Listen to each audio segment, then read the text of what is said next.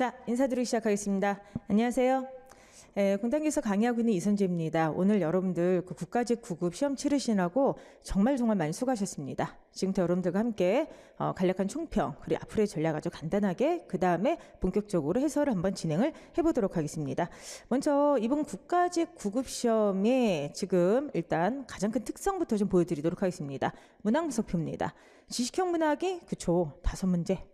근데 여기 지금 한자가 좀 빠졌거든요. 근데 한자가 나온 걸로 알고 있는데 왜 뺐습니까? 좀 이따가 제가 그건 해설할 때 좀 설명을 드리도록 하고요. 그 다음에 이른바 그 수능형 문제, 지문 분석형 문제가 15문제나 나왔습니다. 그렇기 때문에 가장 특징적인 게 바로 무엇이냐면은 독해의 강화라고 볼 수가 있죠. 따라서 만약에 이번 2019년도 국가직 9급 시험의 특성을 한마디로 얘기하라. 그러면은 독해 강화가 바로 핵심이다. 이렇게 말씀을 좀 드리고 싶습니다. 자, 일단 독해는 강이었고요. 문학은 중이었고요. 그 다음에 문법과 어휘는 약이었습니다. 이런 특성을 가지고 있는데요. 지금 제가 여러분들께 조금 좀 보여드릴 게 있습니다. 그게 바로 무엇이냐. 자, 이런 특성이 앞으로 계속해서 어떻게 유지가 될지 안 될지는 사실 기출을 중심으로 판단할 수밖에 없습니다. 먼저 2017년도, 18년도, 19년도 국가직 9급 문제가 되겠는데요. 이 세 가지 그 3년간의 어떤 그런 변화를 보게 되면요. 그쵸. 지속적으로 독해가 좀 늘고 있다는 걸 좀 알 수가 있습니다. 그리고 사실 올해 같은 경우는 어휘가 매우 적게 나왔는데요. 불과 2년 전만 하더라도 여러분들 어휘 한자는 사실 꽤 많이 나왔던 걸 알 수가 있겠죠. 그래서 여러분들께서 한눈에 보더라도 과거 3년 동안의 제일 핵심적인 어떤 그 기출의 변화 경향은 바로 독해 강화다. 이제 이렇게 말씀드릴 수가 있습니다. 오늘 시험 어떻게 보셨습니까? 사실은 제가 가장 걱정했던 것 중에 하나가 만약에 지문이 길어졌을 때 학생분들이 시간 안배에 굉장히 문제를 느끼지 않았을까 이런 생각을 좀 많이 하고 그것 때문에 항상 대비를 좀 하라고 했었는데 여러분들께서 독해를 좀 강하게 대비하셨던 분들은요 그래도 조금 좀 쉽게 문제를 푸셨을 것 같고 그 다음에 독해가 설마 이렇게 길게 나오겠나라고 생각하셨던 분들 같은 경우는 이번엔 난도가 문제가 아니었죠. 난도가 문제가 아니라 시간 배분에 있어서 좀 어려움을 좀 느끼지 않았을까 이런 좀 지금 걱정이 좀 듭니다. 저는 문제는 앞으로 시험이에요. 앞으로 시험에서 과연 지방직이 똑같이 이런 식의 어떤 독해 강화형 이렇게 똑같이 나오게 될까? 문법이 조금 나오고 독해가 많이 나올까는 정확하게 확답은 아직 드릴 수가 없습니다. 다만 지방직 같은 경우는요. 그쵸? 그 해당 연도의 국가직과 좀 비슷한 경향으로 가되 난도가 올라갑니다. 특히나 문법 같은 경우는 똑같이 5문제가 나온다고 하더라도 지방직 난도가 훨씬 높다. 이걸 항상 제가 말씀을 드렸어요. 그래서 여러분들께서 지방직 2017년도, 18년도 거의 문항 비율이 크게 바뀌진 않았었는데요. 2019년도가 국가직과 똑같이 갈지는 아무도 모르나. 그죠? 항상 지방직 같은 경우는 독해가 좀 많이 나왔고 그 다음에 지방직을 준비하신 분들 같은 경우는요. 만약에 문법이 조금 나온다고 하더라도 문법 난도가 올라갑니다. 그렇기 때문에 여러분들 조금 더 난도 높여서 공부했던 지금처럼 계속해서 하시면 좋겠고요. 문제는 이제 서울시예요. 이제 6월 달에 똑같이 서울시 시험을 보게 되는데 서울시 같은 경우 국가직 경과는 매우 다릅니다. 지금 보시면은 국가직 같은 경우는 점차적으로 독해가 강화된 유형을 취하고 있으나 바로 얼마 전에 봤던 그 서울시 같은 경우는요. 그쵸. 당연히 그쵸. 문법 강화, 지식형 강화가 나왔었고요. 과거 서울시 시험 같은 경우 2017이든 2018이든 자 어떤 경우에서도 여러분들 그쵸. 문법과 규범이 절대적인 절대적인 비중을 차지하고 있습니다. 그렇기 때문에 여러분들께서 이번에 국가직 시험을 보신 다음에 제가 확실히 느꼈던 거는 점차적으로 이 시험이 직렬발의 특성이 뚜렷해진다. 이런 어떤 판단을 할 수가 있을 것 같습니다. 이른바 국가직 같은 경우는 점차적으로 독해가 강화되고 있는 추세고요. 그 다음에 지방직 같은 경우는 국가직 경을 따라가되 난도가 조금 올라갑니다. 그리고 서울시라고 한다든지 소방직이라 한다든지 경찰직이라 한다든지 이쪽은 좀 많이 따라가고 있어요. 오늘 사실 국가직 국과 똑같은 날에 소방직 시험을 치렀는데 국가직에서는 굉장히 약화되었던 지식형 문제가 소방직에서는 9문제가 나왔어요. 그러니까 이것은 뭐냐면 소방직 같은 경우는 크게 경향이 변하지는 않았고 거기에 약간 긴 지문들이 들어갔다는 그런 차이만 있다는 것이죠. 그렇기 때문에 여러분들께서 앞으로 시험을 대비하기 위해서는 직렬별 특성이 굉장히 뚜렷해졌구나. 지방직을 대비하신 분들은 국가직 유형으로 계속 학습을 하시고 독해를 강화하시되 문법 난도를 지금처럼 낮추면 안 됩니다. 그리고 지방직의 특성 국가직에서 한자 안 나오다 갑자기 한자 뻥 때렸던 게 여태까지 5년 동안 변함없었던 지방제의 특성이었습니다. 그렇기 때문에 여러분들 이번 국가직의 그런 시험 문제 유형 때문에 어휘 한자를 버리지 마시고요. 기출 중심으로 정리해서 가는 거 절대 잊지 마시기 바랍니다. 서울시 같은 경우는 너무나도 경향이 많이 차이가 납니다. 그렇기 때문에 여러분들 자, 서울시 같은 경우는 계속해서 말씀드리지만은 문법 규범 이런 지식형 위주입니다. 독해 비중이 좀 줄어듭니다. 지금까지 국가직에서 우리가 열심히 독해 훈련했기 때문에 독해 훈련 지금까지 한 정도라고 하면은 서울시는 문제가 없을 것 같습니다. 다만 서울시 같은 경우는 지식형이 강화되어 있기 때문에 이쪽 문법이라든지 한자가 약하신 분들은요 이쪽을 좀 더 강화시켜서 여러분께서 공부를 하셨으면 좋겠습니다. 이번 시험을 본 다음에 아마도 많은 분들이 걱정을 좀 많이 하신 분들도 있고 오히려 좋아하신 분들도 있을 것 같습니다. 이번 시험의 난도를 제가 함부로 지금 말씀 못 드리는 게 분명히 문법은 쉬웠어요. 그렇죠? 그리고 한자 성어는 이제 좀 이따 말씀드리셨지만 우리가 다 배웠던 것이고 그 다음에 한자가 안 나왔기 때문에 지식형의 난도는 낮았다고 할 수가 있습니다. 그런데 똑같은 시험을 봤는데 어떤 분들은 시험이 어려웠다고 지금 평가를 하고 있고 어떤 분들은 시험이 쉬웠다고 평가한 이유는 철저하게 이번 시험이 독해가 변수였기 때문에 그렇습니다. 그러면 독해가 강하신 분들은 앞으로 어떻게 공부를 해야 될까요? 그렇죠. 여러분들 독해가 강하신 분들은요. 이론을 압축적으로 하면서 오히려 국어의 그 학습의 시간을 줄이면서 실전 감각을 키우는 위주로 가는 게 현명하다 생각을 합니다. 왜냐하면 이미 기본적으로 언어 능력이 강하시고 독해를 잘하시기 때문에 오히려 서울시를 보실 분들은 지식형 위주로 그렇죠. 그다음에 지방직을 보실 분들은요. 문제풀이 위주로만 학습하시면서 국어 학습량을 줄여가면서 감각만 유지하시면서 시험을 보는 게 적절하다고 생각을 합니다.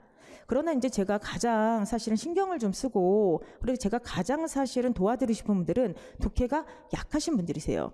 자, 독해가 약하신 분들은요. 시험이 어떻게 나오든 사실은 상관이 없이 어렵게 느껴집니다. 왜냐하면은 글밥을 정해진 시간 안에 그쵸 집중해서 읽지를 못하시기 때문에 그렇습니다.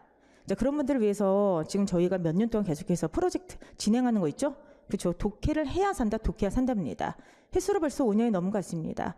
결과적으로 이 시험은 전반적인 방향은요. 지식형과 그다음에 독해형 반반으로 가든지 아니면 독해형이 강화될 수밖에 없다고 항상 말씀을 드렸습니다. 그렇기 때문에 지금이라도 늦지가 않았습니다. 여러분들 독해력이라고 하는 것은 강의 자체만을 통해서 올라가는 것은 절대로 아니에요. 나침반 풀 때 굉장히 많은 분들이 뭐 이렇게 독해를 많이 하냐, 독해 지문이 왜 이렇게 기냐, 독해가 어렵냐, 매주마다 독해 지문, 독해야 산다를 하라고 여러분들 닥달했지 않습니까? 근데 그 훈련을 따라오셨던 분들은 오늘 조금 좀 수월하셨을 것 같고요. 설마 독해는 그냥 감으로 푸는 거지 훈련이 뭐 필요 없어 하셨던 분들은 오늘 좀 많이 어려움을 시간에 있어서 어려움을 느꼈을 수도 있었을 것 같습니다. 그래서 여러분들 지금부터는요 자신의 현재 상황을 정확하게 판단하셨으면 좋겠습니다.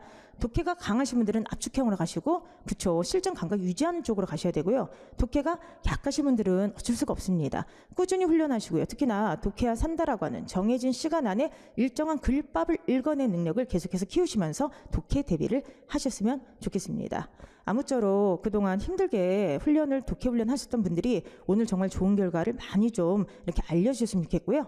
자, 앞으로의 학습 전략에 대해서는 제가 따로 촬영을 해서 올려드리도록 하고요. 지금부터 여러분들과 함께 본격적으로 문항 해설을 시작하도록 하겠습니다. 문제에 대한 어떤 자세한 해설은 시간에 한계가 있기 때문에 제가 간략간략하게 하는 문제들은요 자세한 해설을 다 이제 카페에다 공개를 합니다. 그래서 카페에 있는 해설을 좀 참고를 해주셨으면 좋겠고요. 저는 핵심적인 내용들 중심으로 나가도록 하겠습니다. 먼저 문제 1번 유형 같은 경우는 아까 제가 문법 난도가 좀 낮다고 했던 이유는 처음 하셨던 분들이 낮다는 뜻이 아니에요. 이건 공부를 안 하면 다 틀리죠. 하지만 우리는 정말 많이 공부를 했던 것이죠. 첫 번째 성격이 다르다라 돼 있을 때 다른이라고 하는 것은 관형사와 형용사를 같이 가지고 있으나 그 앞에 주어를 가지고 왔다. 주어를 가지고 왔다는 건 바로 무엇을 얘기하죠? 그쵸. 서술성 가지고 있기 때문에 얘 같은 경우는 형용사라고 본다. 그죠? 두 번째, 날씨가 건조하면 나무가 잘 크지 못한다 라고 되어 있는데 이때 그 크다라고 하는 것은 무엇입니까 여러분들? 크다라고 하는 것은 그쵸. 동사와 형용사를 같이 가지고 있는데 잘하다라는 의미를 가지고 있을 때 다른 말로 하면 시간의 변화, 어떤 과정, 움직임, 시간의 변화와 흐름을 가지고 있을 땐 동사라고 본다. 그렇기 때문에 단순히 나무가 크다라고 하면 형용사가 되겠지만 나무가 크지 못한다, 잘한다는 의미 시간의 그쵸. 흐름의 의미를 가지고 있기 때문에 동사라 보는 게 타당합니다. 세 번째, 나무집에 홍수가 났다. 어떤 사건이 발생했다는 뜻인데요. 요 같은 경우는 나고 있다, 난다. 그쵸. 동사의 표지가 다 가능하기 때문에 동사를 보는 게 맞죠. 그래서 답은 2번이 되겠습니다. 그 다음에 그 사람이 농담은 하지만 허튼 말은 하지 않다라 됐을 때 얘는 지금 자 보세요. 명사 앞에 있죠. 근데 명사 앞에 있는 것은 동사도 올 수 있고 형용사도 올 수 있고 관형사도 올 수 있어요. 명사도 또 올 수 있죠. 그러면 이거 같은 경우는 도대체 관형사인지 아닌지를 판단을 하셔야만 되는데, 관형사라고 하는 건 첫 번째 체온 앞에 있다. 위치 개념이 중요하다 그랬죠. 체온 앞에 있다라고 하는 특성이 있고요. 그리고 두 번째 발은 무엇이냐면은 그쵸, 형태가 변화되지 않습니다. 불변어예요. 자, 따라서 형태가 변화되지 않는 요 놈이 바로 관형사가 되겠습니다. 자, 마지막으로 여기 아니다라고 하는 게 있는데, 아니다는 아니고 있다 이런 말이 안 되죠. 그렇기 때문에 얘는 용언 중에서 형용사가 되겠습니다. 1번 문제 같은 경우는 우리가 정말로 많이 연습했던 문제고요. 거의 똑같은 문제가 그쵸, 여러 번 풀었기 때문에 잘 푸셨을 거라 생각합니다. 자, 두 번째 문제 같은 경우는요, 조건에 맞게 그쵸, 글쓰기 혹은 문장 쓰기에 대한 것인데요. 조건에 맞게 글쓰기는 항상 말씀드렸죠.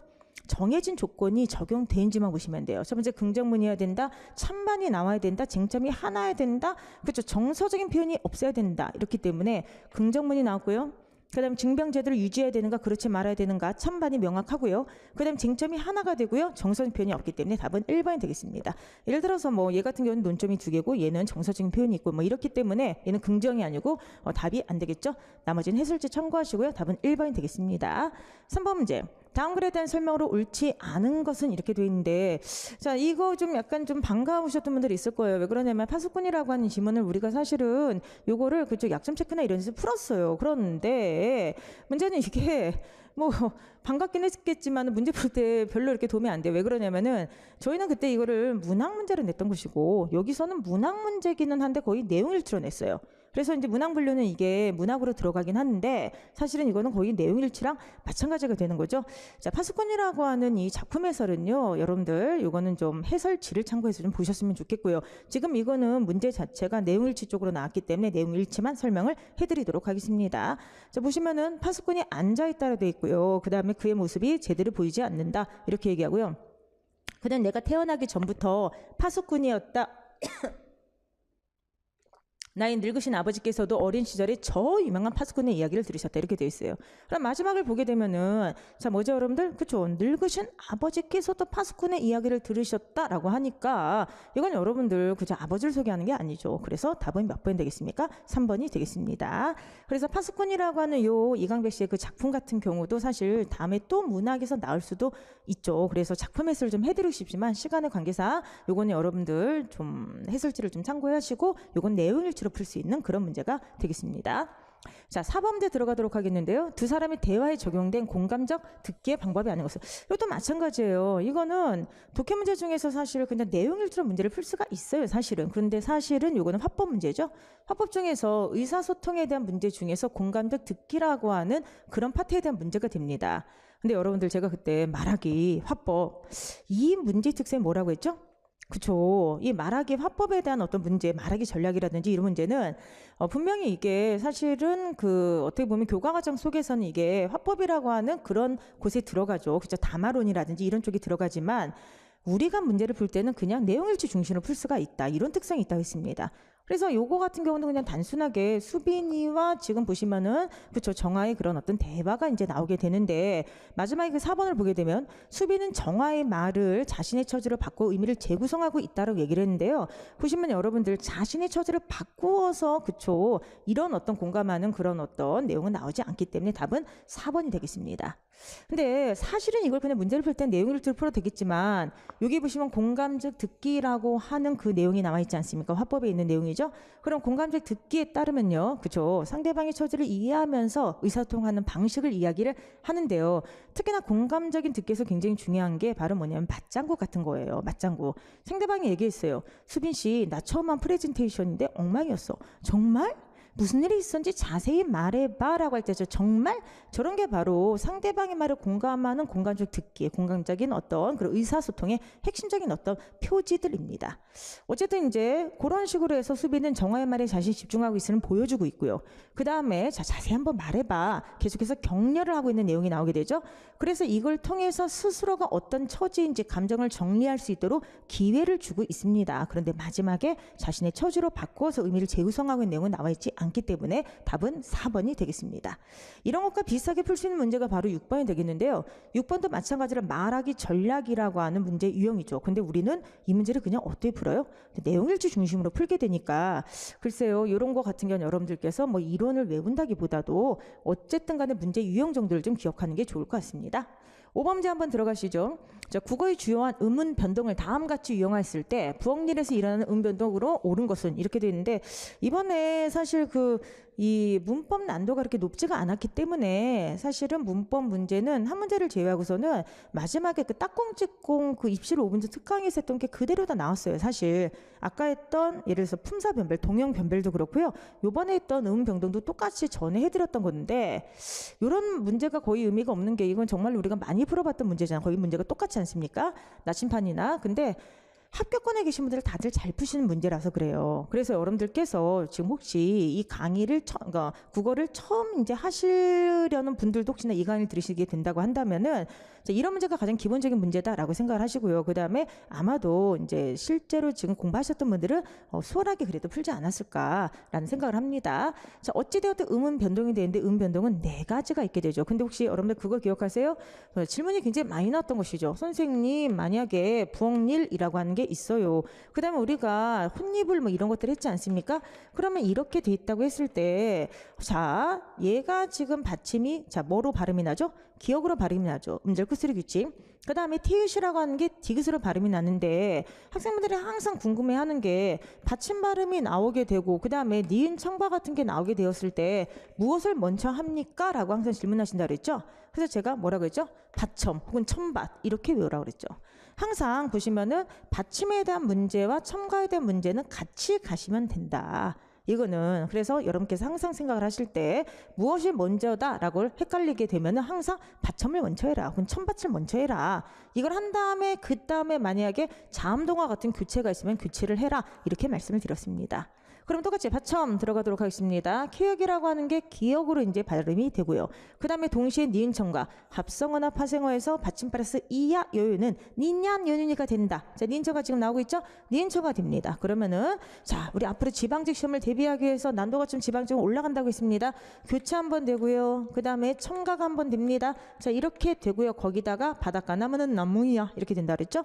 교체가 또 한 번 일어나게 됩니다. 결과적으로 교체하고 첨가가 일어났기 때문에 답은 1번이 되겠습니다. 자, 앞으로 시험 지방직이나 아니면은 뭐 예를 들어서 서울시나 기타 등등 시험을 대비하신 분들은 유형 분류만 가지고는 좀 약간 한계가 있습니다. 유형 분류까지 이게 가장 기본 문제 플러스 여기다 알파에서 뭐까지 같이 봐라. 그쵸? 몇 번 변했니? 그리고 결과적으로 음의 개수가 늘어났니 줄어들었니? 요거까지 같이 하시면서 대비를 하셨으면 좋겠습니다. 자, 6번 문제 한번 해보죠. 토론자들의 말하기 방식에 대한 겁니다. 말하기 방식 우리가 정말로 많이 연습했는데 결과적으로 말하기 방식이라고 하고 나왔지만 이거는 결과적으로 바로 뭐가 되는 거죠, 여러분들? 그렇죠. 이런 말하기 방식 정말로 많이 풀었지만 요 같은 경우는 내용일치 문제 다 그렇죠. 우리가 봤을 때는 그런 문제다. 물론 문제 유형은 좀 다르게 봐야 되겠지만요. 자, 내용일치 문제를 한번 풀어보도록 하겠습니다. 그러면은 말하기 방식에 대한 설명은 적절한 것이나 되어 있을 때 자, 지금 사회자가 제시하고 있는 논제가 있습니다. 그 논제가 바로 무엇이냐? 학교 폭력을 방관한 학생에도 책임을 물어야 한다. 방관자도 책임이 있다에 대해서 토론을 하재요. 그럼 토론이라고 하는 것은 제일 중요한 게 찬성과 반대로 나뉘어서 근거를 가지고 자기 입장을 말하는 것을 우리가 토론이라고 하죠. 따라서 찬반이 분명해야 되고요. 다른 말로 하면 자신의 입장이 분명해야 되고요. 얘를 뒷받침하는 근거가 확실해야만 됩니다. 이 근거를 바탕으로 상대방을 설득하는 것을 우리가 토론이라고 합니다. 찬성 측이 얘기합니다. 친구가 학교폭력에 희생되고 있는데도 자신의 피해가 올까 뚜루뚜루는 많다고 합니다. 라고 하죠. 그러면서 이제 뭐라고 하냐면은 폭력을 직접 행사하는 행위뿐만 아니라 불의에 저항하지 않는 정의롭지 못한 행위에 대해서도 합당한 책임을 물어야 된다. 약간 윤리적 관점에서 지금 접근하고 있네요. 불의에 저항하지 않은 것도 잘못된 것이다. 이렇게 지금 찬성 측은 이야기를 합니다. 자, 그러자 이제 사회자가 반대측 의견을 얘기하면서 공정하게 양쪽의 의견을 지금 묻고 있죠. 그러자 뭐라고 하냐. 자, 반대측은 특정 학생에게 폭력을 직접 행사해서 피해를 준 사실이 명백할 때만 책임을 물을 수가 있고 두 번째 개입과 방관은 개인의 자율적 의지이기 때문에 외부에서 규제할 문제가 아니다. 이렇게 돼 있어요. 하나는 그러니까 책임 범위를 확실하게 해야 될 때만 규제를 할 수가 있는 것이고 두 번째는 개인의 그런 의사를 함부로 규제해서는 안 된다. 근거 1이 제시되고 있죠. 그다음 근거 2가 지금 제시되고 있습니다. 자, 그러자 이제 사회자가 자, 반론을 갖다 펼치라고 돼 있는데요. 자, 반대층에서 그럼 뭐라고 하느냐? 과연 누구까지를 학교 폭력의 방관자로 규정질 수 있을까요? 라고 질문을 갖다 하고 있어요. 처음에 이 사람이 지금 반대하는 그런 근거는 근거 1, 근거 2 이렇게 돼 있었는데 이것을 바탕으로 자, 이 글의 주제가 무엇이죠? 논제가 학교 폭력을 방관한 학생들에게도 책임을 물어야 한다라고 한 논제 자체에 대해서 지금 다시 한번 물음을 제기하면서 의견을 강화하고 있는 것이죠. 그렇기 때문에 선택지를 그대로 들어가게 되면은 반대측은 논제의 의문을 제기한다. 논제 자체가 방관자에게도 책임을 물어야 된다인데 거기에 대해서 의문을 제기하고 이걸 통해서 앞에서 제기했던 근거 1, 근거 2에 더해서 주장을 강화하고 있다. 이렇게 볼 수가 있습니다. 그렇기 때문에 답은 몇 번이 되겠습니까? 4번이 되겠습니다. 어찌되었든 말하기 방식에 대한 글이긴 하지만은 그쵸, 토론의 성격을 분명하게 아시고요. 찬반으로 나뉘어져서 반드시 근거를 바탕으로 하여 주장을 해야 된다라고 하는 거. 그리고 앞서서 근거를 제시하고 다시 한번 논제를 반박해서 그쵸, 논제를 강화하는 그런 말하기 전략을 취하고 있다. 이렇게 평가할 수 있는 글이 되겠습니다. 자, 그다음에 7번 문제 한번 해보도록 하겠습니다. 이 7번 문제가 이번에 7번 문제가 이제 좀 문항 분리할 때 제가 좀 생각을 했던 문제가 되는데요. 요거는 이제 많은 분들이 한자 문제를 잘못 알고 계시는 것 같아요. 그러니까 학생분들이 시험지를 딱 받아들게 되시면 한자가 나면 한자 문제다 이렇게 생각하시는데 그렇지 않은 게 굉장히 많습니다. 사실은 뭐 어휘 문제가 될 수도 있고요. 그다음 독해 문제가 될 수도 있습니다. 근데 제가 이거를 문항 분류를 고민을 하다가 얘는 이제 한자 문제는 분명히 아니고요. 이제 독해로 가야 되나 문학으로 가야 되나 하다가 문학 이론에다 그걸 넣었습니다. 왜 그런지 지금부터 설명을 한번 해드리도록 하겠습니다. 일단 이거는요, 기업까지는 독해로 풀 수가 있어요. 왜 그러냐? 한국문학에 미적분주 나왔죠. 어머나 미적분주 나왔어요. 그럼 미적분주 어디서 배웠더라? 우리가 선제국어 3권. 3권에 있는 매나, 미적분주 크게 4가지가 있다. 숭고미, 비장미, 우아미, 골개미. 조동일 교수님의 이론 아니겠습니까? 그렇죠? 그래서 우와 막 이러면서 제가 설명했던 거 바로 거기에 대한 것이죠. 그래서 한국문학의 미적 범주, 미적구 범주에 대해서 자, 지금 뭐라고 하게 되냐면 일단 이걸 그냥 배경식 없이 독해로 풀어볼게요. 이제 눈에 띄는 전통으로 풍자와 해악이 있다 이렇게 돼 있어요. 그래서 이제 풍자와 해악은 주어진 상황에 순종하기보다는 그것을 극복하고자 하는 건강한 삶의 의지에서 나온 무엇을 통해 드러낸다 이렇게 돼 있어요. 그러면은 A하고 B는 풍자 해악은 C를 통해 드러낸다 이렇게 되는 거잖아요. 그러니까 이걸 독해로 풀게 되면은 기억은 무조건 풍자 해악만 안 들어가면 되는 거예요. 그렇기 때문에 보시면은 풍자 해악을 빼게 되죠. 골개편이 안 남아요. 그래서 여기까지는 독해로 풀 수 있어요. 사실 우리가 골개의 뜻을 안다 모른다 그걸 완전히 그냥 떠나가지고 그냥 골개라고 하는 거 A와 B는 C에서 나오는 거잖아. 그러니까 항만 겹치지 않으면 되죠. 그래서 어쨌든 2번과 3번은 답이 아니게 되는 겁니다. 자, 여기까지는 이게 독해예요. 근데 이제 문제는 뭐냐면 그 다음은 독해를 풀 수가 없어요. 이게 왜 그러냐? 자, 봅시다. 자, 골개는 있어야 될 것으로 행사해 온 관념을 부정하고 현실적인 삶인 있는 것을 그대로 긍정한다. 자, 여기까지는 골개에 대한 설명이죠. 이때 있어야 할 것을 깨트리는 것에 관심을 집중한 것이 니은이고 있는 것에 대한 긍정에 관심을 기울이는 것이 바로 무엇이다. 시작. 디귿이다 이렇게 돼 있죠. 그럼 기억까지는 분명 우리가 독해로 문제를 풀 수가 있는데 니은하고 디귿으로 가게 되면 그죠, 배경식이 조금 들어가야 됩니다. 바로 무엇이냐? 풍자와 해악에 대한 아주 기본적인 배경 지식인데요. 우리가 보통 김유정 작품을 해악이라고 하죠. 해악성이 강화되어 있다. 자, 그런데 우리가 최만식 작품을 보통 무슨 성이 강화되어 있다고 합니까? 풍자성이 강화되어 있다 이렇게 얘기하죠. 그럼 이 둘의 차이가 뭐라 그랬어요? 이 둘의 차이가 무엇이죠? 해악은 유머라고 그랬잖아요. 유머. 그래서 제가 항상 예전에 개그 콘서트 말씀을 드렸죠. 개그 콘서트를 보면서 우리가 도대체 왜 즐거워하냐. 항상 나보다 낮은 대상이 나오죠. 나보다 낮은 대상 바보 같고 어리석고 이런 대상이 나와서 나보다 낮은 대상을 보면서 내가 어떻게 보면 긴장을 푸는 거예요. 그렇기 때문에 해악은 유머로서 요거는 나보다 약간 못한 바보 같은 그렇죠, 밑에 있는 대상을 보고 마음을 확 놓는 그 상태를 긍정하는 어떤 마음이죠. 근데 풍자라고 하는 것은 어떻다 그랬죠, 여러분들?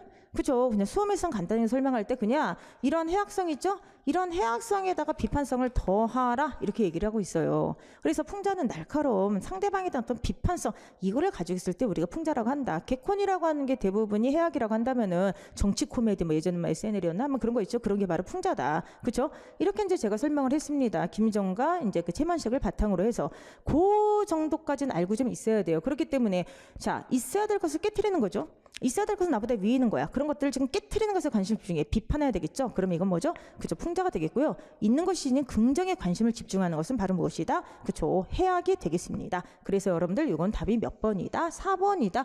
이렇게 이제 되는데 저는 이걸 지금 굉장히 간단하게 그냥 수업 시간에 저희가 흔히 했던 이야기로 설명을 했던 것이고, 사실 이게 이 조동 교수님 그 이론에 따르면은 있어야 될 것과 있는 것, 그렇죠? 그것의 그 대립으로서 설명을 할 수밖에 없는 이론입니다. 근데 지금 제가 설명했던 걸로도 충분히 문제를 풀 수가 있기 때문에 기억까지는 여러분들 어떻게 푼다? 그쵸? A, B가 C에서 나왔다. C 항만 다른 것만 찾으면 되는 것이고요. 그 다음에 풍자하고 해악의 그 차이, 그쵸? 풍자라고 하는 상대방을 그쵸? 비판, 해악 플러스 비판이라고 했고, 해악이라고 하는 유머, 그쵸? 좀 더 따스한 느낌, 그냥 약간 부족한 걸 그대로 인정하는 것, 그런 느낌. 김유정 소설에 나오는 그런 소설의 느낌이라 했기 때문에 그 정도만 알아도 충분히 여러분께서 풀 수 있을 거라 생각을 합니다. 그래서 이런 문제 때문에 참 고민이 되는 게, 이거를 한자로 넣을까 독해로 넣을까, 한자는 아니고요. 문학 이론을 넣을까 하다가 문학 이론에다 이것을 넣었던 것입니다. 근데 재미있었던 게 이 지문이 똑같이 나왔어요. 이 지문이 사실은 약점 체크에서 저희가 썼던 지문이거든요. 그래서 거의 똑같이 나왔죠, 여러분들. 그래서 그때 설명 들으셨던 분들은 훨씬 편하게 푸셨을 건 같은데, 자, 우리가 모든 독해를 지문적적으로만 할 수는 없습니다. 그래서 문학 이론을 약간 가지고 있으면 풀 수 있었던 문제이기 때문에 문학 이론으로서 여러분께서 푸셨으면 합니다.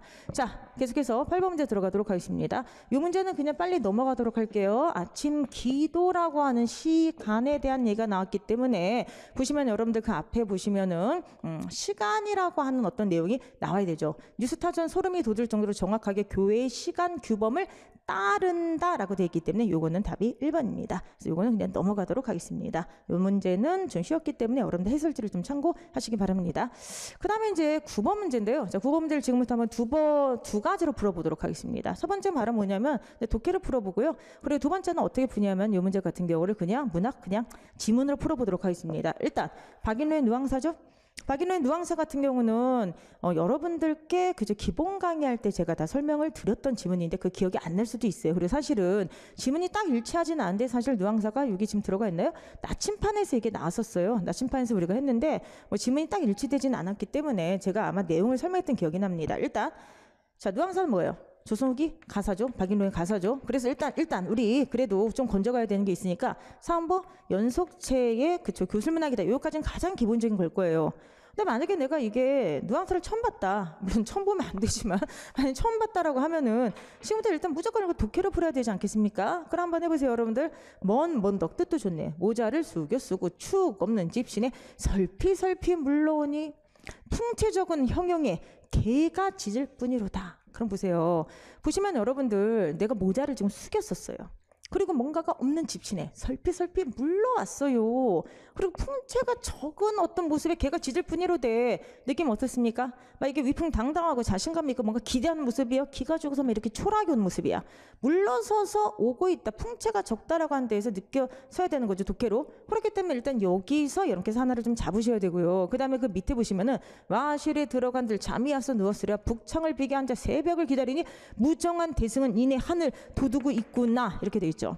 그래서 대승은 무엇이냐? 오지세인데 이건 이제 밭갈대를 알려주는 새. 농경에서 농경 시대에 어쨌든 그죠 봄이 시작돼서 농사일을 시작하는 걸 알려주는 새라고 합니다. 근데 그걸 모른다고 하더라도 그냥 새가 하늘 돋우고 있다. 그러면서 즐겼던 농가도 흥없이 들리는구나. 자, 지금 이렇게 지금 쓰고 있어요. 그러면 여기서 물러섰을 때 개가 짖을 뿐이었고 하늘도 두고 흥이 없이 들린다. 자, 독해를 풀 수 있겠죠? 그럼 독해를 풀게 되면은 자, 여러분들께서 적어도 뭐 희망이라든지 뭐 이런 건 아니라는 거 알겠죠? 양쪽 다 초라하다. 그쪽 굉장히 수심이 깊다. 충분히 유추할 수가 있죠. 그래서 답이 4번이 됩니다. 이렇게 푸는 게 독해를 푸는 문제고요. 그런데 사실은 조선시대 가사를 어쩔 수 없는 건 독해를 풀어야 되겠지만 배운 것들은 백연식을 활용해서 푸는 게 더 빠르죠. 그리고 또 하나는 누앙사 같은 경우는 여러분들 조선 후기에서 저희가 유일하게 수업을 했던 그런 작품이기 때문에 기억을 하실 분들도 많이 있을 것 같습니다. 조금만 설명 들어가도록 할게요. 조금만 자세하게. 헌먼덕 숙여 쓰고 축 없는 집신에 설피 물려오니 사실 여기가 사실 앞에 거랑 대조가 되는데 이 장면은 그죠 박인로가 전쟁 끝난 다음에 그 농부에게 농기구를 빌려 소를 빌리러 갔을 때 농부에게 거절을 당해서 힘없이 물러왔을 때죠. 자, 농부가 소를 갖다 빌려주지 않아. 딴 사람들은 막 고기도 주고 술도 주면서 소를 빌려가는데 너는 왜 왔니? 라는 것을 은연중에 깔아서 얘기하자 너무나도 기다렸어요. 허위허위 다가갔다가 설피설피 물러왔다. 그래서 여기서 쓴 음성 상징어라고 하는 게 이 사람이 초라한 처지, 이 사람의 실망감 이런 걸 지금 나타내고 있는 것이고요. 사실은 이 앞단락에 기대감을 나타내는 그 그 음성 상징어와 대조가 되고 있는 것입니다. 어쨌든 이렇게 실망감을 좀 나타나고 있는데 풍채중 형용에 개가 짖을 뿐이로다 지금 이렇게 쓰고 있어요. 그러니까 자신의 초라한 처지를 갖다 나타내는데 충분히 지금 암시를 주고 있죠. 풍채가 적은 형용 축이 없는 짓이 설피설피 이런 것들입니다. 그 다음에 이게 마시라 되죠. 이게 달팽이잖아요. 달팽이 집인데 이거는 아주 자꾸 초라한 집을 얘기해요.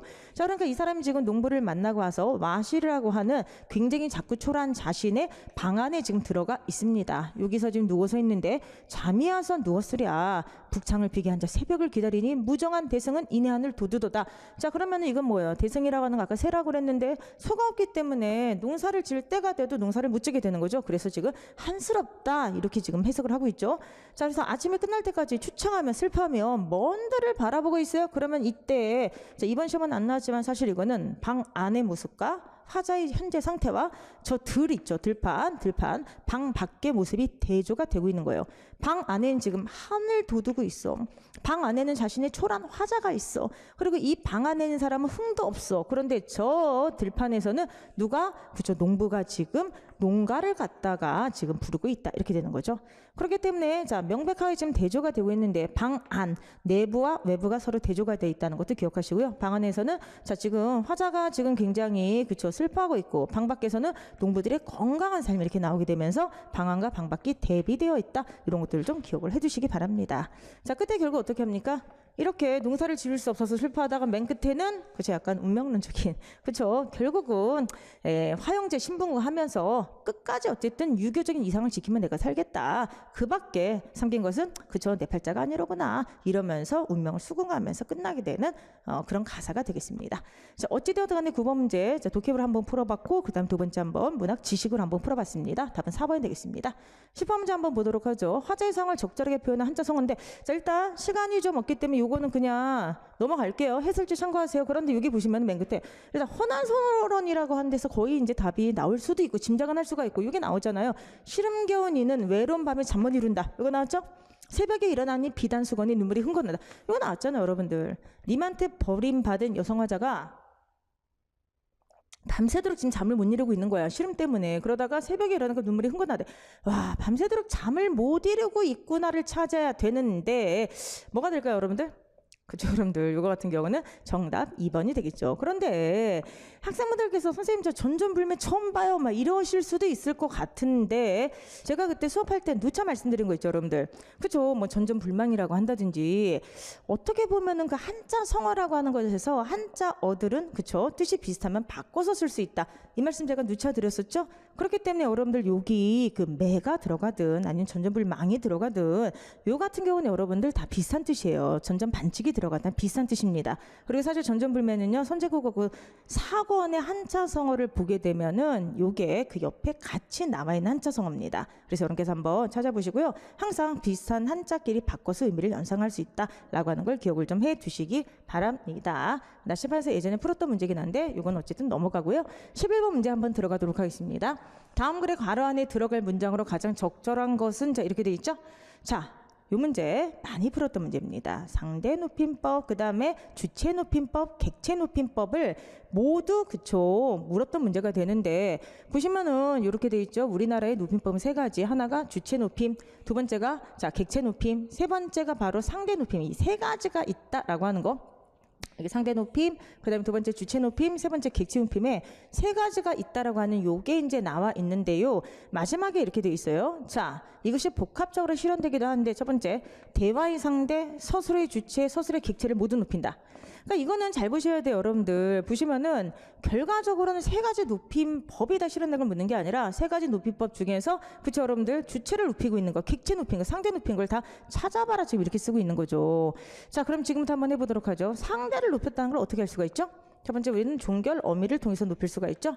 그 다음에 두 번째 주체를 높였다고 하는 걸 어떻게 할 수가 있습니까? 그쵸. 깨서라고 하는 주격 교사를 통해서도 알 수 있지만 주로 선어말 어미 시를 통해서 이제 알 수가 있게 되는 거고요. 마지막으로 객체를 높였다고 하는 것은 조사, 깨. 그 다음에 네 가지 단어에서 주로 드러나죠. 들이다, 뵙다, 모시다, 여쭙다. 여기서 주로 드러난다 볼 수가 있습니다. 그래서 그걸 한번 찾아보도록 하면요. 일단 끝에 보시면은 이렇게 지금 그쵸 높임이 쓰지 않는 것, 낮춤이 사용된 것은 상대 높임법 중에서 낮춤이기 때문에 얘는 상대를 높였다고 볼 수가 없는 것이죠. 근데 끝에를 보시게 되면 이렇게 종결어미에서 다 높이고 있기 때문에 답은 2번, 3번, 4번 중에 하나가 됩니다. 그러면 상대 높이법은 2, 3, 4 중에서 상대를 높였던 경우를 찾게 되면 되고요.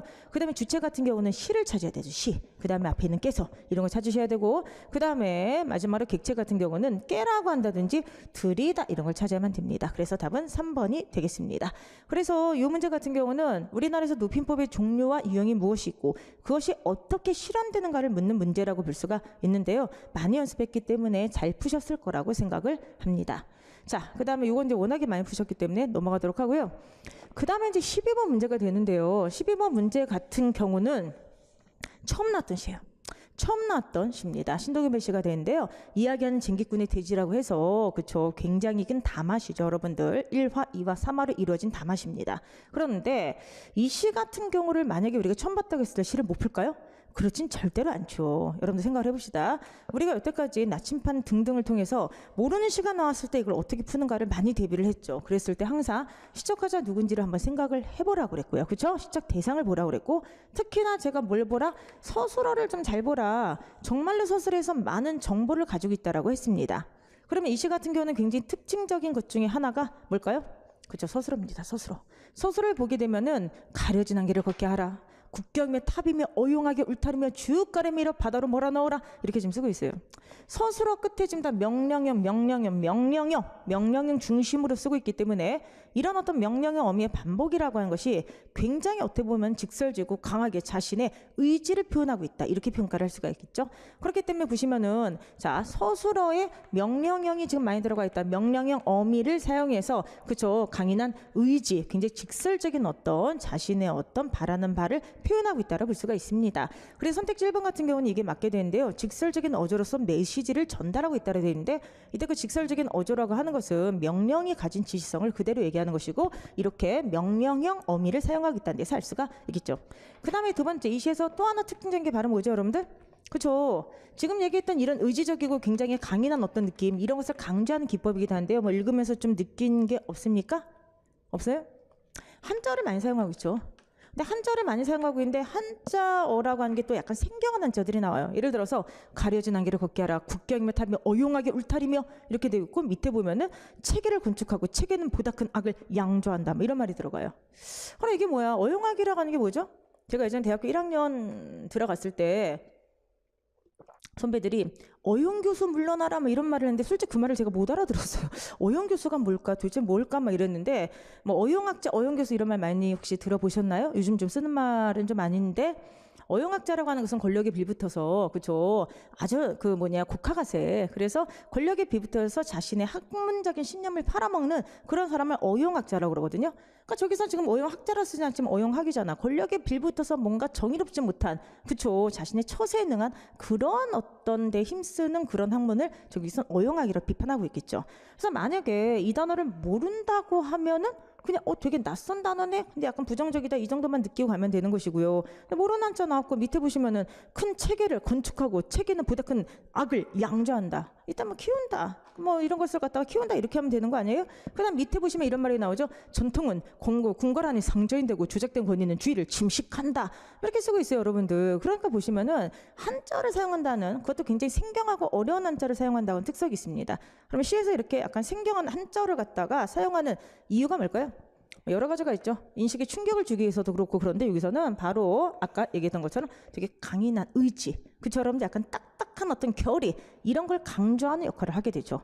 그래서 이거는 첫 번째 서술에서 명령을 사용한다는 것과 그 다음에 약간 낯선 이런 어떤 딱딱해 보이는 한자를 사용해서 메시지를 전달하고 있는 그런 시라 볼 수가 있습니다. 마지막 세 번째 그냥 간단하게 이 시의 또 다른 특성을 좀 말씀드리면은 그죠 상징적 이미지 상징적인 어떤 시어의 사용과 그 다음에 이 상징적인 시어가 다 대비적으로 그렇죠. 대조적인 어떤 시어로 짜여져 있다는 걸 알 수가 있겠죠. 보시면 첫 번째 가려진 안개를 걷게 하라 이렇게 돼 있어요. 그러면 여러분들이 이 안개라고 하는 거 뭔가 사물을 뿌옇게 보이게 하는 거 아니겠습니까? 아직까지는 좋은지 안 좋은지 모르겠는데 걷게 하라고 하니까 좀 나쁜 놈 같기도 한데 어쨌든 국경이며 탑이며 어용하게 울타리며 이런 것들을 쭉 가르밀어 바다로 몰아넣어라. 가래는 이 농기구의 일종 아니겠습니까? 그걸 밀어서 바다로 몰아넣으라 돼 있어요. 그러면은 국경하고 탑이며 이 어용하게 울타리 같은 뭔가 경계를 짓는 인위적인 것을 이야기하지 않겠습니까?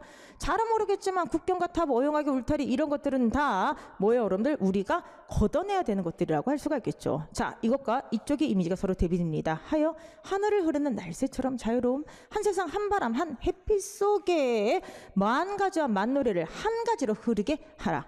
첫 번째 시에 있는 이미지 두 번째 시에는 상적인 시어가 서로 대조되고 있다는 걸 알 수가 있고요. 부정과 긍정으로 지금 대비가 되고 있네요. 보다 큰 집단은 보다 큰 체계를 건축하고 보다 큰 체계는 보다 큰 악을 양조한다. 결과적으로 여기서 집단, 체계, 그 다음에 여기서 어떤 이런 커다란 어떤 그 체계 이런 것들은 악을 갖다가 만드는 바탕이 된다고 되어 있어요. 그렇기 때문에 앞에서 했던 거랑 연결되면 인위적인 이런 것들은 국가 질서나 이런 것들이 다 악을 만드는 것들이다. 이게 다 뭐가 되겠어요? 부정성이 되겠죠. 주직은 형식을 강요하고 형식은 위조풀 모집한다. 계속 부정적인 어떤 단어가 나오죠. 하여 전통은 궁궐안에 상정이 되고 조작된 권위는 주의를 침식한다라고 돼 있어요. 그러면은 하여라고 하는 게 뭐야? 그리하여. 앞에가 부정이죠. 그러면 이러한 어떤 부정성의 시어를 가지고 가서 이미지를 봤는데 상징 의미를 봤는데 그리하여 전통은 궁궐안이 상전이 되고 조작된 권위는 주의를 침식한다. 긍정이에요, 부정이에요? 그럼 연결되는 게 상징적 의미가 쭉쭉쭉 연결되고 있는데 시어가 지금 긍정으로 연결돼요, 부정으로 연결돼요?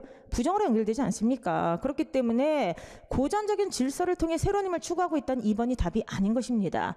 물론 이게 신동엽이 굉장히 상징으로 쓰고 있는 것이기 때문에 상징은 1대1로 의미가 대응되지 않습니다. 사실 이 시를 이해하기 위해서는 1960년에 그쵸 여러 가지 상황도 이해해야 되고 신동엽 시풍도 알아야 되는데 배경지술 시를 푸는 것은 사실 바람직하지가 않습니다. 그렇기 때문에 이 세 가지만 알면 되죠. 스스로의 그런 어떤 의미와 기능, 그 다음에 한자, 생경은 한자가 어떤 역할을 하는가까지 알면 더 좋고요. 그 다음에 상징적 시어가 나오는데 이거 서로 대조돼 있다. 이렇게 보시면 되겠습니다. 그리하여 부정성을 바꾸기 때문에 X 이렇게 되겠죠. 그래서 마지막에 다시 한번 반복되네. 국경이며 탑이며 일만정 울타리며 쭉 가르밀어 바다로 몰아넣어라 이렇게 되고 있죠.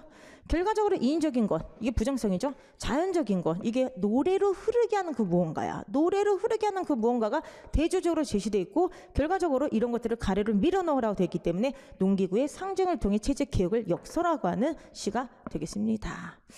어쨌든 이번에 처음으로 여러분께서 보셨을 아마 시일 것 같습니다. 저희가 신동엽의 뭐 다른 시들을 많이 해봤는데 이야기하는 쟁기꾼의 돼지라고 한 이 시는 저희 쪽에선 처음 출제되고요. 아마도 많은 분들이 굉장히 낯설었을 것 같아요. 그렇다고 해서 우리가 모르는 시를 못 푸는가? 그건 절대로 아니죠. 시가 나왔을 때 특히나 낯선 시가 나왔을 때 항상 시작하자 그 다음에 특히 서술을 봐라. 서술에 많은 어떤 의미가 있다. 요 누차 제가 말씀을 드렸을 겁니다. 그것을 가지고 유추하면서 시 의미를 잡으면서 푸시면 되겠습니다. 12번 문제 어떻게 푸셨는지 궁금합니다. 만약에 이번에 약간 어려움을 느끼셨던 분들은요.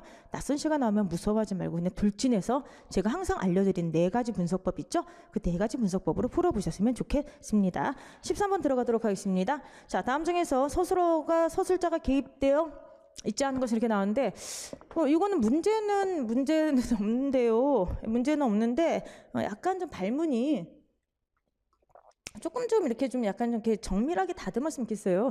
그러니까 문제 의도는 충분히 이해가 돼. 서술자가 개입되어 있지 않은 것이니까 서술자가 좀 직설적으로 아니면 직접적으로 아니면은 과도하게 개입되어 있지 않은 것 이렇게 문제를 낸다든지 아니면은 사실은 소설이라고 하는 것은 다 서술자가 그죠 서술할 수밖에 없는데 이 서술자의 시선이 시각이 2가지로 나뉘죠.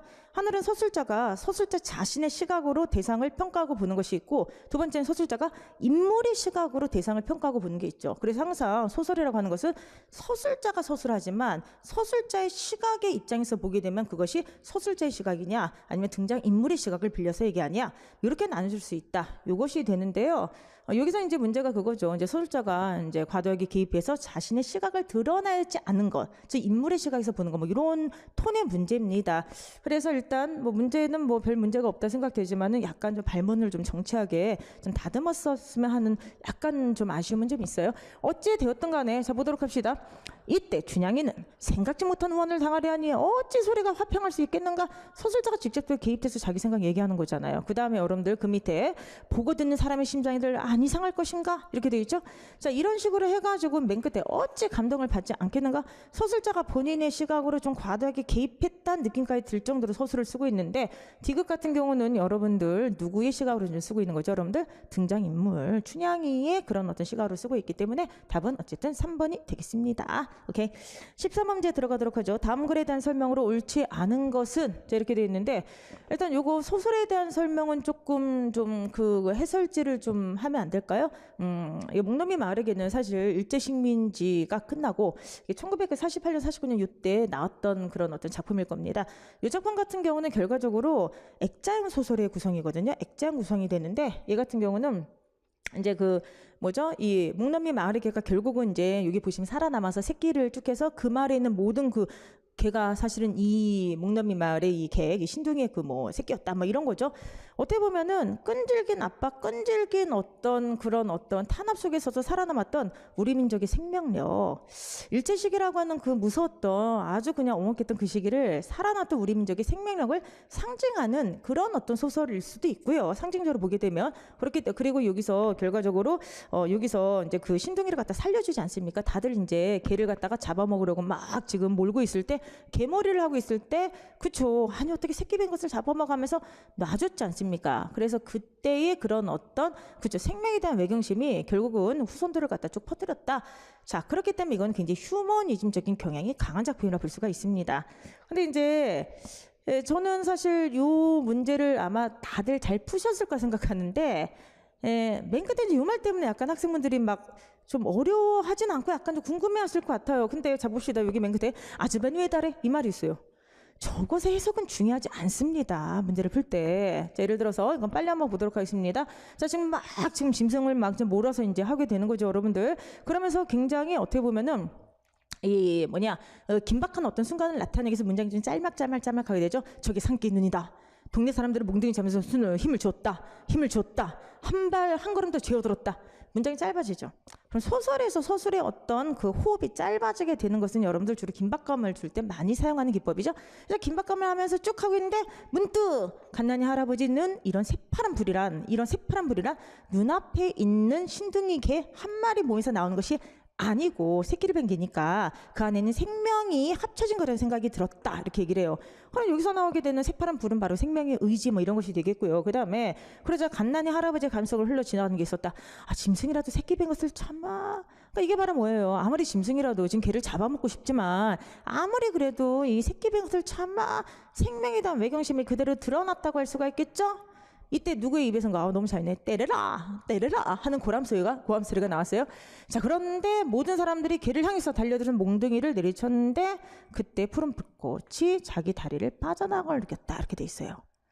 자, 어떻습니까? 자, 다들 지금 개를 잡아서 몸보신을 하고 싶어해. 그죠? 견주인 저로서는 차마 듣기 좀 힘들지만 뭐 예전의 소설이니까 실제, 그죠?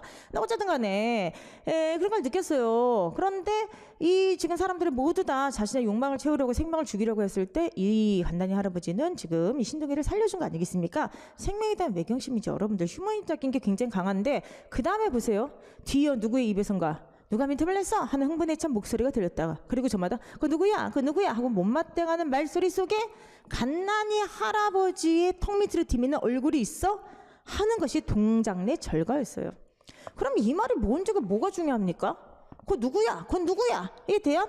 그쵸, 연속되는 거 아니에요. 그쵸, 누가 신둥이를 놔줬어, 누가 틈을 냈어 라고 하는 말이죠. 누구에 대한 말이잖아요. 그럼 어떻게 해석해야 돼요? 아주버니 왜 다래? 그럼 어떻게 해석해야 돼요? 1번, 우리나라에 존재하는 모든 방언들 다 외워서 푼다. 2번, 그건 누구야에 대한 대답이니까 아마도 아주버니로구나, 아주버니가 아저씨란 말이겠죠, 아마도. 그죠? 아주버니 말이 안 나와. 아주버니 왜 다래? 아주버니로구려 막 이 정도. 그죠? 아니, 아저씨 아저씨가 했구려. 이 정도 해석하면 되는 거 아니겠어요, 여러분들? 그러니까 누구야라는 것에 대답이니까 저번이 왜 다래? 저번이로구나. 이런 식으로 해석하면 되는 거 아니에요? 그럼 이건 어떻게 되는 거야? 자, 보세요. 앞에 흥분해서 목소리가 나오고 못마땅해 돼 있죠. 못마땅한 것에 대한 대답으로서 동작의 절과가 지금 하고 있으니까 자, 이건 어떤 말이에요? 굉장히 못마땅하게 얘기하는 것이죠. 그렇기 때문에 답은 몇 번이 되겠어요? 동작의 절과는 간단히 할아버지 행동이 동작하고 있는 게 아니죠. 굉장히 못마땅하고 있는 거죠. 자, 그리하여 자, 모르겠습니다. 뭐 문제는 잘 푸셨을 거라 생각을 하지만 시험장에 딱 들어가는데 저번에 왜 다리 저거 가지고 시간을 끌 필요는 전혀 없다고 하는 거죠. 그죠? 뭐 누구야라고 하는 것에 아마도 대답 안 하겠어요. 아주버니로구나, 아저씨로구나, 아마 이 정도 해석하시면 될 그런 어떤 지문이었습니다. 자, 그래서 어쨌든 간에 답은 4번이 되겠고요. 휴머니즘적인 정서가 굉장히 강하게 드러난 황순원의 그런 글이 되겠습니다. 15번 들어가도록 하겠습니다. 자, 다음 자, 15번 가와나를 통해서 추정하기 어려운 내용은 무엇인가? 자, 내용일치 나왔습니다. 내용일치가 나왔는데 요거는 좀 시간이 지금 이제 계속 가고 있으니까 요건 좀 그 해설지로 좀 대체하면 안 될까요? 해설지로 대체하게 보면은 왜 이게 답이 3번이냐? 읽어보시면은 하층에서도 소설을 창작한 사람이 많았다가 아니죠. 그게 아니라 여러분들 하층에서도 사람들이 소설을 좋아했다고 하는 거야. 나달라게 나오게 되는데 하층에서 소설을 창작한 사람이 많았다. 창작에 대한 문제는 나오지 않습니다. 그럼 내용일치 문제 핵심. 인과관계를 바꿔놓는다든지 용어를 바꿔놓는다든지 이런 것과 함께 없는 내용은 찍지 마라. 그렇죠, 여러분들? 그렇기 때문에 자 보시면은 자 상중에 소설을 읽는 거를 가지고 혼을 내고 있죠. 그러니까 굉장히 예법이 엄격했고요. 그 다음에 소설을 갖다가 읽다가 걸려서 혼내기 때문에 가달라. 자 소리내서 읽기도 한 것이고요. 그 다음에 여기를 보면 하층에서도 소설을 즐겼다고 하는 그런 내용이 나와 있습니다. 다음 그래서 3번이 되겠습니다. 오케이. 16번 문제 풀어보도록 하겠습니다. 다음 글에 글쓰기 전략으로 볼 수 없는 것은 자 이렇게 돼 있어요. 이게 이제 문제는 이제 글쓰기 전략인데 결과적으로는 글쓰기 전략인데 이게 뭐 예를 들어서 뭐 내용 뭐 전개 방식이나 이런 게 지금 섞여 들어가지 않기 때문에 충분히 없기 때문에 이거는 거의 내용일치랑 좀 유사한 어떤 문제가 되겠습니다. 자 그러면은 고전파 음악은 어떤 음악인가 여기서 시작하고 있죠. 그래서 거기 선택지 4번 보시면은 질문을 통해 화제를 제시함으로써 호기심을 유발한다 맞게 되죠. 맨 앞에 지금 어떻게 보면은 의문 진술을 시작하죠. 의문형 문제로. 그럼 이렇게 뭐에 대한 질문을 던지게 되면은 그쵸 어떻게 됩니까? 독자들의 흥미를 갖다 이끌게 되죠. 그래서 항상 흥미를 이끌면서 저런 전략으로 이제 글을 시작하게 된다 이런 말이 쭉쭉 나오게 됩니다. 요건 좀 빨리 좀 풀어보도록 하겠는데요. 이런 말이 나오죠, 여러분들. 보시면은 따라서 종래의 신을 위한 음악에서 탈피해 형식과 내용의 일치를 꾀한다 이런 말이 있어요. 형식과 내용의 일치를 꾀하고 균형 잡힌 절대 음악을 추구했다라고 하는 게 고전파 음악의 특성이 되는 것이고요. 그 다음에 고전파 음악은 음악적 형식과 내용의 완숙을 이룬 음악이다 이렇게 쓰고 있어요. 그래서 이 글 같은 경우는 일단 글밥이 이제 좀 되죠. 아마도 제가 볼 때는 이 정도까지 풀었을 때 시간의 압박을 되게 받으셨을 것 같아요. 이거는 글이 어렵다 싶다의 문제가 아닙니다. 아까 처음에 제가 시작할 때 말씀드렸던 것처럼 독해 연습 충분히 하시고 독해 능력 자체가 좀 뛰어나셨던 분들 같은 경우는 지문 난도에 굉장히 영향을 받아요. 지문이 어려우면 시간이 똑같이 오래 걸리고요. 지문이 좀 쉬우면은 수월하게 풉니다. 근데 제가 이제 항상 훈련하러 가시는 그 많은 수험생분들이 글밥 자체를 시간 내에 못 읽어내세요.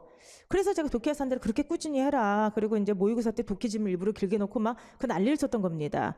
이분들한테 제일 필요한 능력은요. 뭐 독해 기법 이런 것보다 제일 중요한 건 일단 일정한 양의 일관된 논지를 가진 글을 정해진 시간 안에 읽는 연습을 하셔야 돼요. 즉 글밥이 웬만큼 되는 글, 그 텍스트를 읽는 훈련부터 하셔야 됩니다. 제가 이제 왜 이 말씀 드리냐. 우려했던 사태 중에 하나 지문이 어렵던 시던 그걸 얘기하는 게 아니라 글밥의 일정 양으로 채우고 있는 지문이 뒤로 몰렸죠. 제가 나침반 할 때 항상 말씀드렸던 거 만약에 뒤에 계속해서 지문이 계속 길게 나오면 어떻게 풀 것이냐. 이쯤 되면은 독해력이 좋으신 분들은 지문이 어렵지 않기 때문에 속도를 내게 되는데 자 글밥을 읽는 것 자체가 힘드신 분들은 이쯤 되면 시간 때문에 굉장히 압박감을 느끼게 되는데 시간 계속 보면서 이거 어떡하지 막 뒤를 계속 보면서 이렇게 문제를 푸세요. 자, 그래서 여러분들, 제가 이제 요 문제 같은 경우는 답이 결국 이거죠. 방금 얘기했던 거 고전파 음악의 특성, 형식과 내용을 분리해 있는 게 아니죠. 거기 보시면은 그 앞에서 뭐라고 돼 있어요, 여러분들? 그렇죠. 형식과 내용의 완성을 이루었고 형식과 내용의 그렇죠. 일차를 꾀했다 이렇게 돼 있기 때문에 이건 절대 아닌데. 글 자체는 어렵지 않았어요. 근데 누군가에게는 이 양을 읽어내는 것 자체가 너무 힘든 글이었고 누군가에게는 글 내용 자체 난도가 높지 않았기 때문에 쭉 읽어버려서 내용일치 바로 찍어버리는 거죠. 이거 형식가능 1차 이거 바로 찍어버리는 그런 글이 되겠습니다.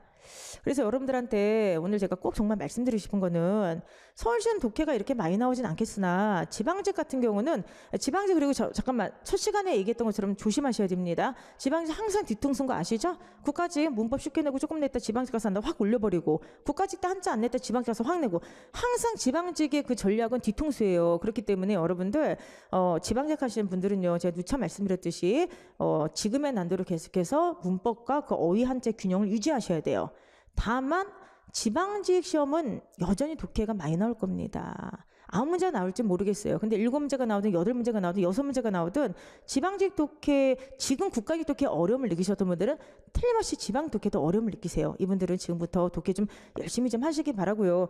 제가 지금 신강 관계상 이 분석을 좀 못 해드리고 있잖아요. 근데 항상 글을 읽을 때 표시하면서 읽는 거. 그렇죠? 그다음에 글을 읽을 때 내용 전체를 요약하면서 읽고 글을 읽을 때 구조를 생각하면서 읽는 거. 요거 항상 제가 말씀드리는 거 있죠? 그 연습을 지금이라도 꾸준하게 좀 하셨으면 좋겠고요.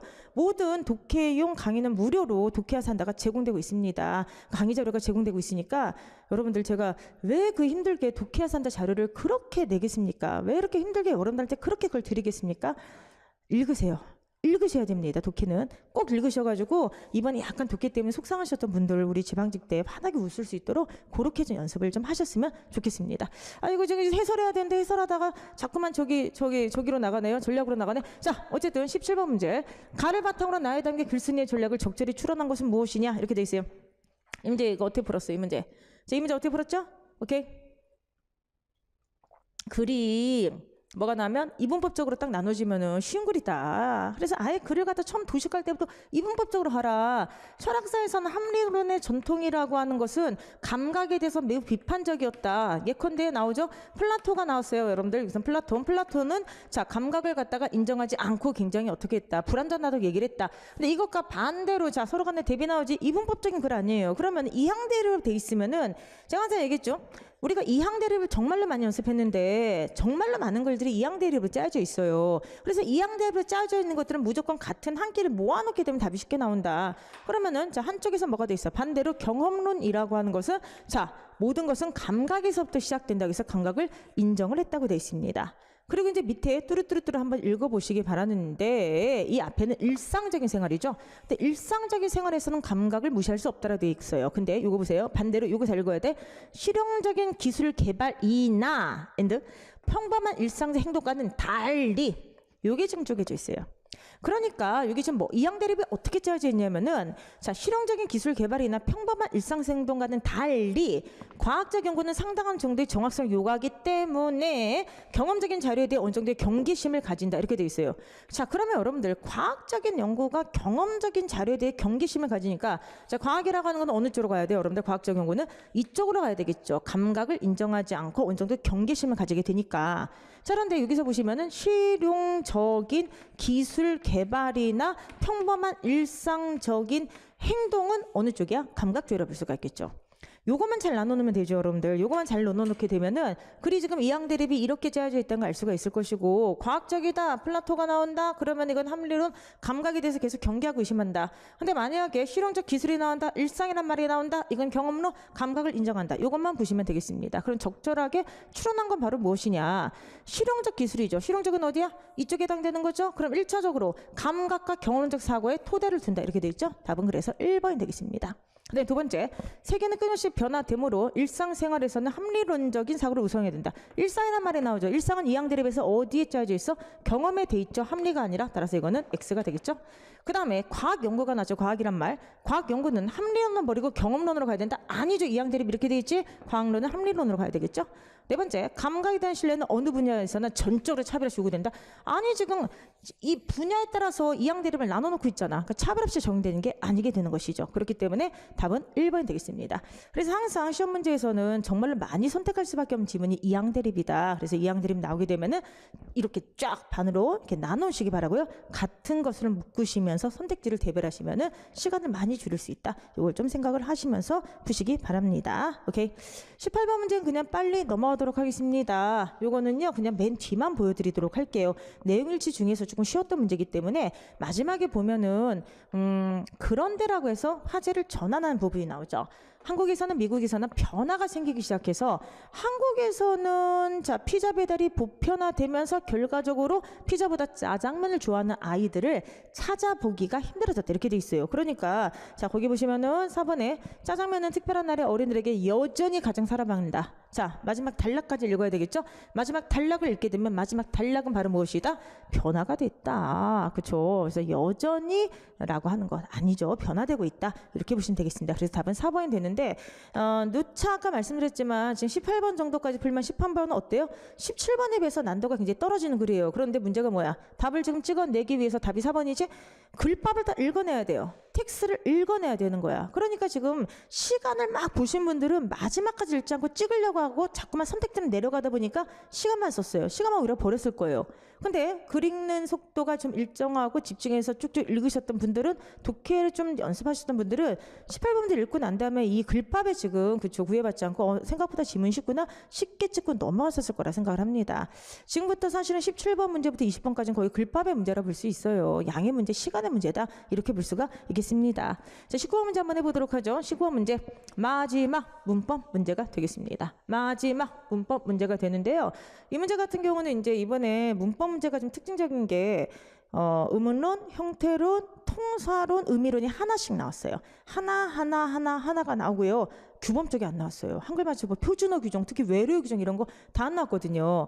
그래서 국가직에서는 이번 주 특이하게도 문법적으로 다 문제를 하나씩 몰아준 해라고 볼 수가 있는데요. 그중에서 그동안 잘 나오지 않았던 의미론이 나왔습니다.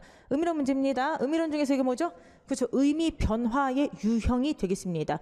의미 변화의 유형이 세 가지가 있죠. 축소, 그 다음에 확대, 그 다음에 교체가 되는데요. 요거 같은 경우는 그대로 3번, 4번 나왔던 문제예요. 3번, 4번 같은 경우 우리가 약점 체크에서도 풀었고요. 요거는 이제 기본서에 그대로 뭐가 들어가 있냐면은 얼굴은 그쵸 원래 꼴이란 뜻이라 했죠. 형체. 근데 안면, 페이스로 의미가 축소되었다. 그대로 이제 우리가 배웠던 것이고 결애라고 하는 또 의미가 확대되었다. 이것도 그대로 기본서에 나와 있는 내용이에요. 근데 문제는 1번하고 2번인데요. 일단 여기를 읽어보게 되면은 전제 조건이 되는 것은 바로 동의어끼리 경쟁이죠. 근데 동의어끼리 경쟁이라고 하는 전제 조건 속에서 없어지거나 공존하면서 계속해서 그쪽 영역이 바뀌는 내용이 나와 있습니다. 그러면 일단 이것들이 첫 번째 동의어인지를 확인하셔야 되고요. 그 다음에 이 말이 실제로 쓰이고 있는가 아니면 사라졌는가 이걸 좀 판단하셔야 되는데 일단 가을거지란 말과 추수란 말 우리가 그래도 많이 들어봤던 말이잖아요. 그렇죠? 이거 공존하는 거 알 수가 있을 겁니다. 그 다음에 말미는 쓰지 않고 휴가란 말을 사용한다. 말미 무엇을 할 겨를 뭐 이런 뜻이죠. 저에게 생각할 좀 말미를 주시기 바랍니다. 그래서 좀 쓰이고 있는 말이에요. 그래서 이게 답이 2번입니다. 요렇게 이제 보시는 게 일단은 일반적인 문제풀이 해설인데 조금 더 이제 정밀하게 들어가게 되면은 전제 조건부터 따질 수는 있어요. 과연 말미하고 휴가가 동의어냐?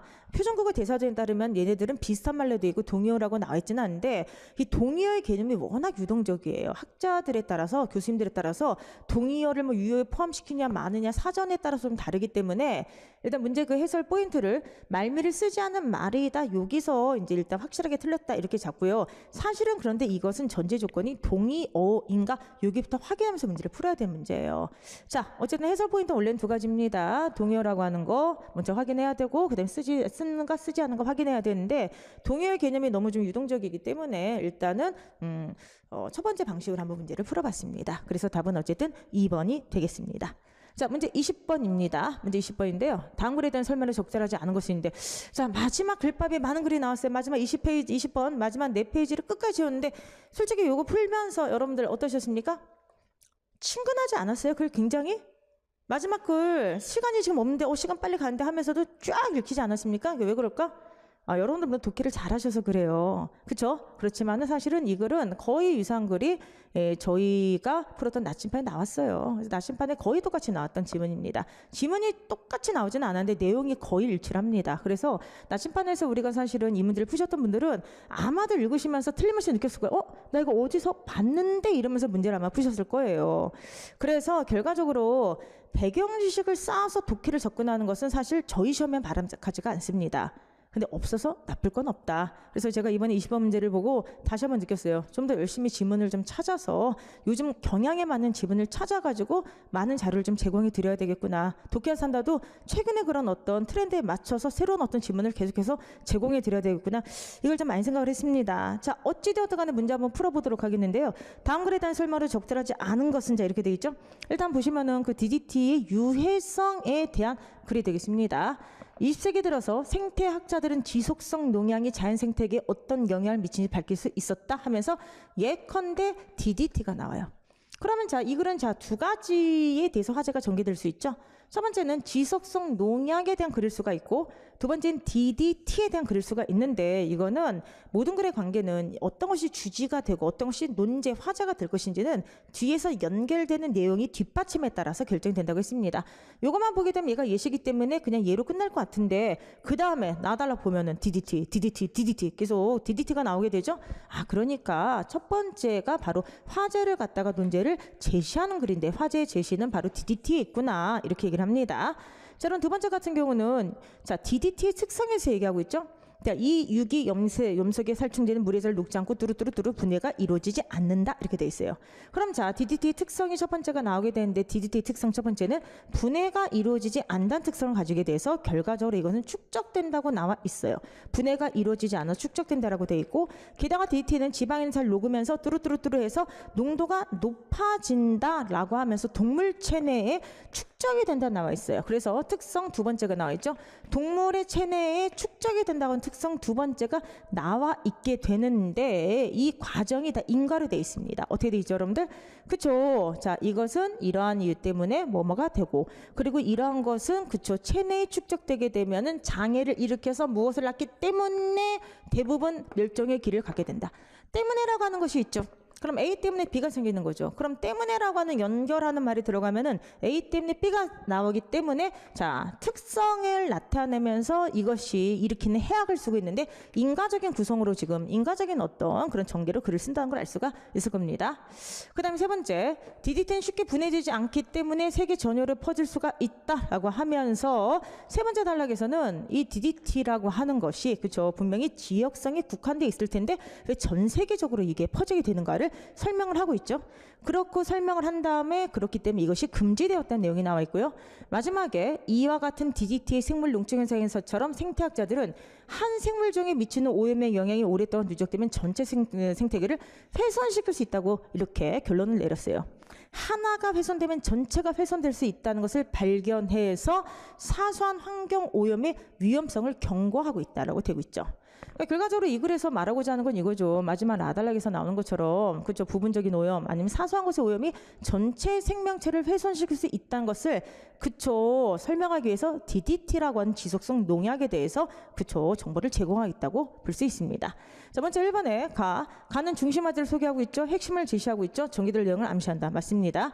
그리고 두 번째, 나는 DDT가 끼칠 생태계 영향, DDT의 특성과 그로 인한 결과를 인과 분석의 방법으로 설명하고 있다. 원인과 결과를 분석해서 설명하고 있죠. 맞습니다. 세 번째, 나는 DDT의 악영향을 제시하고 자, 그것의 사용 금지를 주장하고 있다. 자, PPT가 너무 급했어요. 그서의 사용 금지예요. 자, 악영향을 제시한 것까지 맞는데요. 그것의 사용 금지를 주장하고 있는 건 아니죠, 여러분들. 자, 그것이 사용이 금지되어 있다라고 하는, 미국에서 사용이 금지되어 있다라고 하는 사실을 갖다가 그저 적어줄 뿐입니다. 주장은 아니고요. 마지막에 경각심을 암시적으로 드러내고 있다, 이렇게 볼 수가 있습니다. 답은 그래서 3번이 되겠습니다. 자, 여기까지 해서 여러분들 시간의 압박 속에서 저희가 지금 9급 문제를 한번 해설을 해봤습니다. 해설에서 약간 미비한 점이 있을 거예요. 지금 이게 라이브로 진행되는 것이기 때문에 그것은 여러분들 좀 카페나 공단기에 올린 그 해설지를 참고해서 보셨으면 좋겠고요. 그리고 이제 오늘 하루는 정말 수고하셨거든요. 오늘 하루는 좀 푹 쉬시고요. 다만 지방직과 서울시를 준비하실 분들은 제가 첫 시간에 앞에서 직렬별 특성이 굉장히 강화되고 있다. 독해가 강화되고 있고, 그렇죠? 그런 시험은 독해를 못 하시는 분들은 독해 위주로. 그렇지만 문법을 놓으면 안 된다고 제가 항상 말씀드렸습니다. 그 다음에 여러분들 서울시 같은 경우는 과거에 그쵸, 문제 공개 이후에 한 번도 지식형이 약한 적이 없었어요. 그래서 섣불리 이번에 이 서울시 문제, 그 국가지 문제를 중심으로 해서 서울시 문제를 판단하지 않는 그런 우를 범하지 않도록 다시 한번 말씀을 드립니다. 자, 오늘 국가직 시험 보신 분들 정말로 많이 수고하셨고요. 앞으로 좋은 결과 그리고 합격 소식 바로바로 좀 알려주셨으면 좋겠고요. 그 다음에 오늘 약간 원했던 점수가 좀 나오지 않으셨던 분들도 있을 겁니다. 할 수 있어요, 여러분들. 그쵸? 우린 딱 한 번만 합격하면 됩니다. 오늘 좀 푹 쉬시고 자신의 부족한 게 뭔지 점검을 하시고 앞으로의 시험을 대비를 하셨으면 좋겠습니다. 정말 고생 많으셨습니다.